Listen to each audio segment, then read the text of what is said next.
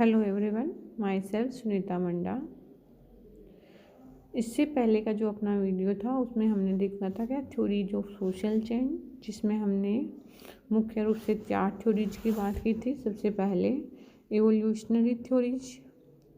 जिसमें हमने देखा कि August Comte, Lewis Henry Morgan और हर्बर्ट स्पेंसर, जो कि इवोल्यूशनरी थ्योरी उद्विकाशीय जो सिद्धांत है उसके पक्षधर है। फिर हमने बात की थी कॉन्फ्लिक्ट थ्योरी, जिसके मुख्य पक्षधर हैं कार्ल मार्क्स, लेविस कोजर और रॉल्फ डेरेनडॉर्फ। फिर आता है हमारा चक्रीय सिद्धांत साइक्लिक थ्योरी, जिसमें हम के मुख्य पक्षधर हैं Oswald Spengler, Arnold Toynbee, Pitirim Sorokin, Vilfredo Pareto. और जो हमारा लास्ट है थ्योरी ऑफ सोशल चेंज में फंक्शनल थ्योरी, जिसमें मुख्य रूप से Talcott Parsons and William Ogburn है। अब आज हम बात करेंगे थ्योरी ऑफ सोशल चेंज में फर्स्ट नंबर पे जो हमारी थ्योरी है इवोल्यूशनरी थ्योरी, उद्विकाशीय सिद्धांत। हम देखते हैं कि उद्विकाशीय सिद्धांत क्या होता है और कैसे ये परिवर्तन, किस प्रकार से ये समाज में परिवर्तन का पक्षधर है। सबसे पहले हमें ये जानना होगा कि उद्विकाशीय जो सिद्धांत है वो इस मान्यता पे आधारित है कि जो समाज में जो परिवर्तन होता है, जो सोसाइटी में जो चेंजेज होते हैं वो ग्रेजुअली चेंजेज होते हैं, धीरे धीरे समाज में परिवर्तन होता है। हम कहते हैं समाज में एकाएक परिवर्तन नहीं होते हैं, समाज में परिवर्तन होने के लिए हम समय लगता है, तो वो ग्रेजुअली चेंजेज होते हैं, जो कि उन्हें सिंपल सोसाइटी से इवन मोर कॉम्प्लेक्स सोसाइटी, अर्थात हम कह सकते हैं कि और अधिक जटिल समाजों में उनको परिवर्तित करते हैं। तो जो इवोल्यूशनरी उद्विकाशीय सिद्धांत है, सिंपल भाषा में हम देखें तो ये सरल समाजों से जटिल समाजों में जो बदलने की प्रक्रिया है उसको उद्विकाशीय सिद्धांत के अंतर्गत मानते हैं। उनका मानना ये है कि जो समाज है वो समाज में जो परिवर्तन हो रहा है वो और अधिक विकास व प्रगति के लिए होता है और वो सदैव ही फायदेमंद होता है समाजों के लिए और वो सकारात्मक होता है। वह नया समाज होता है जो पुराना जो समाज होता है हमारा उससे कुछ अपेक्षाकृत उत्कृष्ट होता है। उसकी जो वैल्यूज है, जो उसका कल्चर है, वो कुछ ना कुछ उसका हाई होता है कंपैरेटिवली जो उसके जो सिंपल सोसाइटी थी या उससे पहले का जो समाज था। इसमें मुख्य रूप से हम जब इवोल्यूशनरी थ्योरीज की बात करते हैं तो इसमें हम देखते हैं कि 2 प्रकार के समाज होते हैं, जिसमें जो इवोल्यूशनरी थ्योरिस्ट थे उनका मानना था कि जो इवोल्यूशन है वह भी 2 प्रकारों से होता है। एक तो होता है यूनिलीनियर और दूसरा होता है मल्टीलीनियर इवोल्यूशनर थ्योरी। यूनिलीनियर जो थ्योरी है जिसे हम एक रेखीय उद्विकाशीय सिद्धांत भी कहते हैं, और मल्टीलीनियर इवोल्यूशनरी थ्योरी जिसे हम बहुरेखीय सिद्धांत कहते हैं। तो इसमें क्या होता है कि उनका मान जो यूनिलीनियर इवोल्यूशनरी थ्योरी है उसके पक्षधर जैसे हर्बर्ट स्पेंसर है,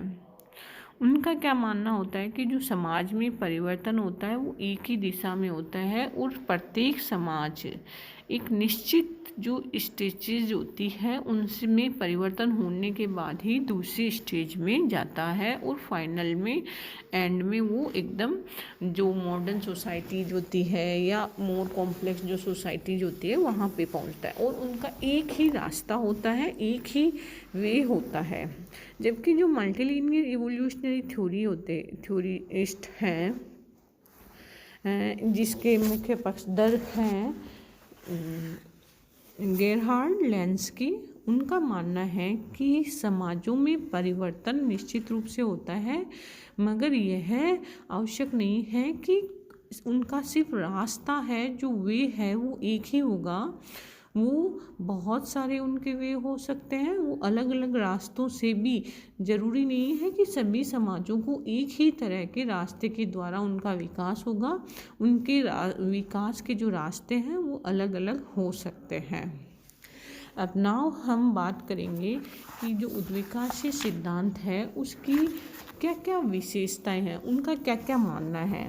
तो हम देखते हैं कि जो उद्विकाशीय सिद्धांत के जो पक्षधर हैं उनकी मान्यताएं होती है कि जो सोसाइटी होती है, जो समाज होता है, उसमें बहुत जब शुरुआत जहाँ से हम देखें पीछे जाके अपने ऐतिहासिक समय में, तो हमें पता चलेगा कि बहुत सिंपल सोसाइटीज होती है। और इसमें हमें एक चीज़ ध्यान रखनी है कि जो हमारा उद्विकाशीय सिद्धांत है वो मुख्य रूप से डार्विन के जो थ्योरी ऑफ बायोलॉजिकल इवोल्यूशन है उससे प्रेरित हुआ था, और उसी से सोशल इवोल्यूशन की थ्योरी है वो चर्चा में आई। और हर्बर्ट स्पेंसर, जिन्हें समाजशास्त्र का डार्विन के नाम से भी जाना जाता है, के नाम से जाने जाते हैं, उन्होंने इस उद्विकाशीय थ्योरी को समाज पे लागू किया और समाज के विकास की उन्होंने व्याख्या की थी। अब हम बात कर रहे हैं समाज के जो उद्विकाशीय सिद्धांत होते हैं उनकी प्रमुख बातें, उनकी क्या क्या मान्यताएं होती हैं, क्या क्या उनका विकास उनके विचार्स होते हैं, उनके व्यूज है। उनमें सबसे पहले हम देखेंगे कि जो उनका मानना होता है, उद्विकाशीय सिद्धांत के जो पक्षधर होते हैं उनका मानना होता है कि आरंभ में प्रत्येक जीवित वस्तु अत्यंत सरल होती है। वो केवल समाज की ही बात नहीं कर रहे हैं, यहाँ पर हम एक जनरल कंटेक्स्ट में देखते हैं तो हमें पता चलता है कि किसी भी वस्तु को जब हम शुरुआत देखते हैं तो वो बहुत सरल होती है। उसके सभी अंग कुछ इस प्रकार आपस में संबंध रहते हैं कि उनका निश्चित रूप से स्वरूप नहीं होता, परंतु समय के साथ साथ उसके विभिन्न अंग होते हैं वो एक निश्चित आकार लेते रहते हैं। यहाँ पर हम अपने शरीर से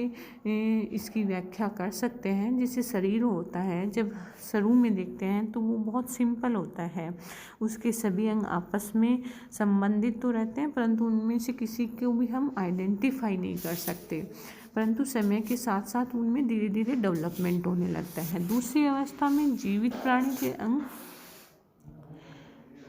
हम देखते हैं, जो बात करते हैं तो जो पूरे शरीर के संदर्भ में अपना अपना जब और उससे अधिक डेवलपमेंट होता है हमारी बॉडी का, तो और उसमें जो पार्ट्स होते हैं वो अलग अलग होते हैं, वो अब अपना कार्य करना शुरू कर देते हैं और अंत में उनमें एक अंतर संबंध स्थापित हो जाता है। ये बहुत समय लेता है, ये उद्विकास की जो गति है वो निरंतर चलती रहती है परंतु धीमी गति से चलती है और यह स्वतः ही परिचालित होती है।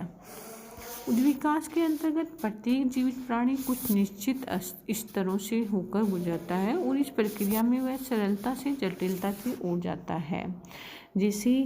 इसमें यहाँ पर यही बात करते हैं कि जब हमारे शरीर का विकास होता है तो उसमें हम बच्चे होते हैं, फिर बड़े होते हैं, फिर बूढ़े होते हैं। वैसे ही समाज होता है, उसकी भी अपनी एक अवस्था होती है और वह उसी अवस्था से गुजरता है। तो आरंभिक जो समाजशास्त्रियों ने भी इन्हीं बिंदुओं के द्वारा देखा था कि समाजशास्त्र में भी परिवर्तन की सेम प्रक्रिया होती है और उनके अनुसार आरंभ में समाज का जो स्वरूप होता है वो बहुत सरल होता है और इसके विभिन्न अंग आपस में संबंध थे। व्यक्ति का जीवन अपने परिवार तक सीमित था, बाद में समाज की अवस्थाओं में परिवर्तन हुआ और मनुष्य अपने परिवार से बाहर के लोगों से मिलने जुलने लगा और इस तरह समुदाय और समितियों, राज्य, संस्कृति आदि उसके जो इंस्टीट्यूशंस थे, जो समितियां थी, जो संस्थाएं थी, उनका स्पष्ट रूप से समाज में पार्टिसिपेट होने लगा, वो अपने अपने कार्य करने लगे और समाज के इन अंगों के विकास जब ये सब कम्प्लीटली डेवलप्ड हो गए तो सबने अपना अपना कार्य अलग अलग से कर लिया, पृथक रूप से प्रारंभ कर दिया। इस प्रकार समाज में श्रम विभाजन की स्थिति आई और आगे चलकर श्रम विभाजन की स्थिति के कारण समाज में विशेषीकरण आ गया और अब मॉडर्न जो सोसाइटीज है वो डेवलप हो गई। तो अगर यदि हम उद्विकाशीय सिद्धांत की बात करते हैं